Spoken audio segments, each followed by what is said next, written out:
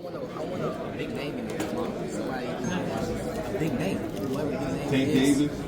Whoever big name it is, I just want a big name in there so I can just keep putting on great fights in the sport of boxing. The first two questions are about another opponent. Do you have any I got a question. Keyshawn, I got a question. It got heated up there on the stage between you and Berinchyk. Right behind us is a box of watermelons and bananas. Talk to us about how that all went down and your response to it. Oh man, not somebody, but I guess housekeeping showed up to my room and it was like, is something here for you? And I wasn't there. My friend was there and he was just asking what it was. The guy just kept insisting to bring it in. So my friend was like, man, fuck it, just bring it in. So he brought it in and he don't open none of the stuff that I get. So I opened it and there was a note first on the box, and then I opened it. It was a box of bananas and watermelons, and I could tell how I was reading it. It wasn't nobody from America that wrote that, you know, because we know how to speak proper English. But not only that, at the end of the message, it said businesswoman. He called me a businesswoman yesterday. Right. You know what I'm saying? So that just put the icing on the cake. So what kind of message you gonna send back to him tomorrow night then in response to that message? Honestly, I'm a God-fearing man. You know what I'm saying? So at the end of the day, I just put things in God's hands. I just wanted to show to the media that he's a racist. You know, he just made this fight a little more personal. Everything has this everything that you've been leading to fight week? Is this besides before everything got personal? Is this everything you dreamed of? You know, the build up, your first title fight. Is this everything you have expected it to be? Honestly, I'm gonna be real. I didn't know what to expect. I just wake up in the morning and I pray. You know, that it'd be another great day. You know what I'm saying? I just go about things just how I go about things. I don't wake up and like I'm gonna do this today. I'm planning this today, or I'm gonna get in his head like this. I don't do stuff like that. I just go off the moment, and my energy is just gonna show it. Realistically, how do you see this playing out? Your style against his? I feel like his style is just gonna play right into my style. It's gonna be an easy fight, easy first round knockout. He's just so small. Y'all see the size difference up there. He talked about me making weight and all that stuff. Like me making weight was ever a problem. So he sees himself that I'm big. You know what I'm saying? So he got some worry. He got some worry in him. That's the reason why he brought those bananas and watermelons to my room. You learned anything from the Navarrete fight? Thank you, Keyshawn. Kevin Garcia with Fight Hype. So I just got to ask two questions for you. First question.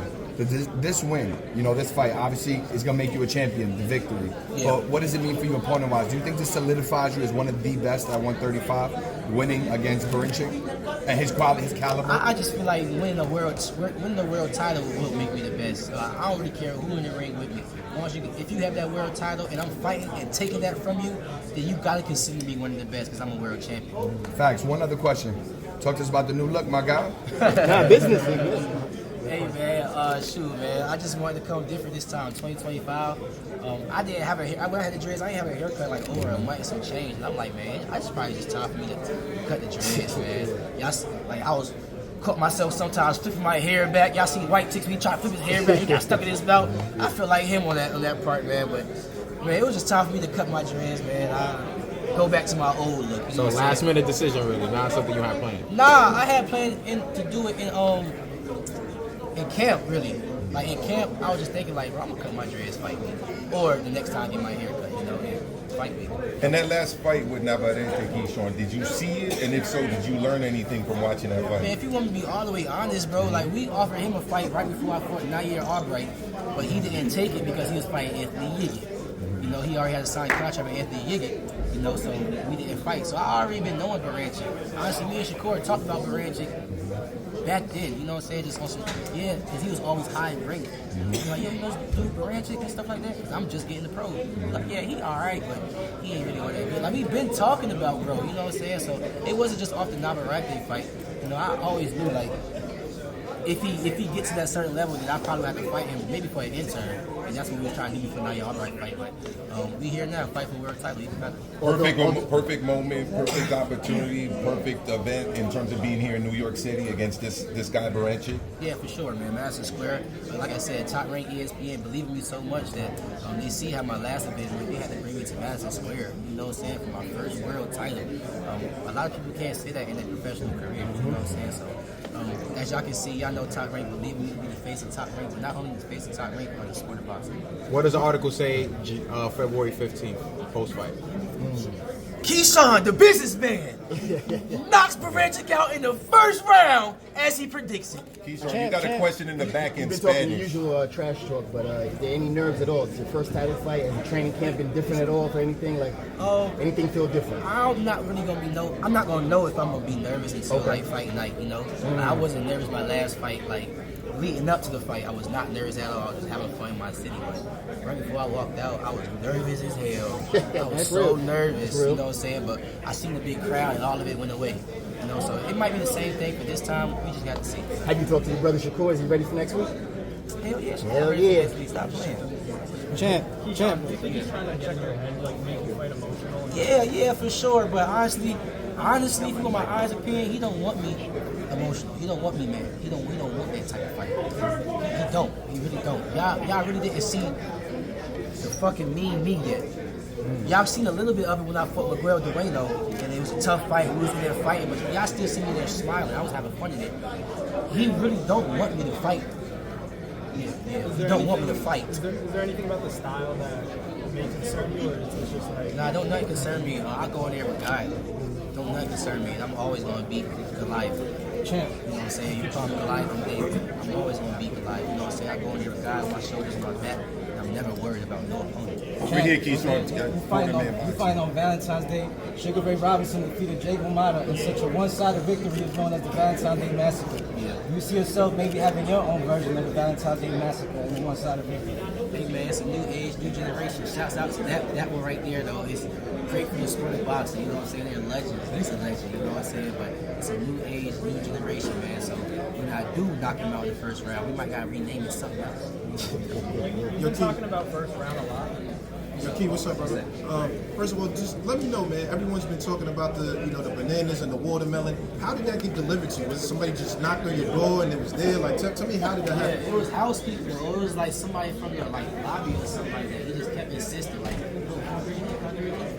My friend was just like, man, go ahead, bring it in, bro. Like, don't ain't no bomb or nothing like that. Like, we good, you know what I'm saying? Now, listen. Wait, because it's Black History Month and he's throwing it out. Do you feel the pressure now? Like you gotta I'm knock definitely him out doing it for the coach. I'm glad you said that. I'm doing it for the coach. Because we need that now. Man, he done gave us Yeah. bananas and watermelon. He done gave us that. I'm doing it for the culture. Till this I'm day. doing it for the culture. All right. Yeah. You said first round, but your team saying, they want you to beat them slow. Which one do you really want to follow? Man, whatever God want me to do, I'm gonna go in there and do it. And if I get the first round knockout, that's because God gave it to me. Understand what I'm saying?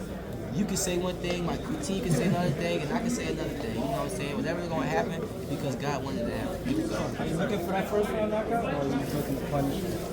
I believe I can knock him out in the first round. I wouldn't never say I was looking for something, but I believe I can knock him out in the first round, and I'm gonna do it.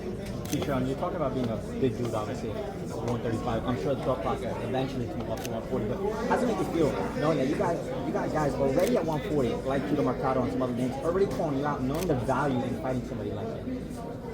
You said oh, you could say anybody else. You probably know him. That's probably why. Yeah, you do know him. Yeah. Okay, cool.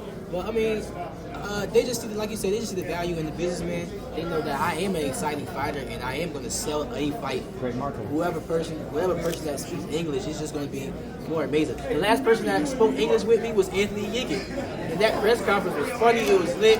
So you know what I'm saying? They just see the value in the businessman. And shoot, whenever I do go to 140, I'm just going to put on an amazing fight. Do you feel like your power's always been there, but like now it seems like it's getting a little different? Like you're getting more leverage on your shots. What's changed? Do you feel like you're getting that man strength already? Yeah, I do think so. I'm 25, you know what I'm saying? I feel like I'm getting my real strength.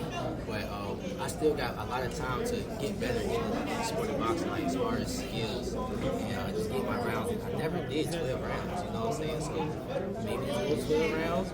Most likely you go 1 round, you know what I'm saying? So we'll just see. All I need to keep getting more experience. I'm gonna get better and better. Everybody talks about that. Seems like they're saying like at 135, there's no other contender that has power.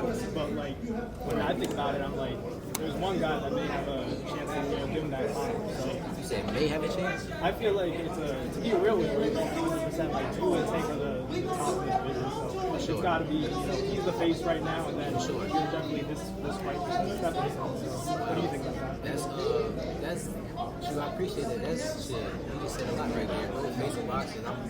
You know what I'm saying? So you said I'm next up. I believe I'm next up. I feel like you deserve that.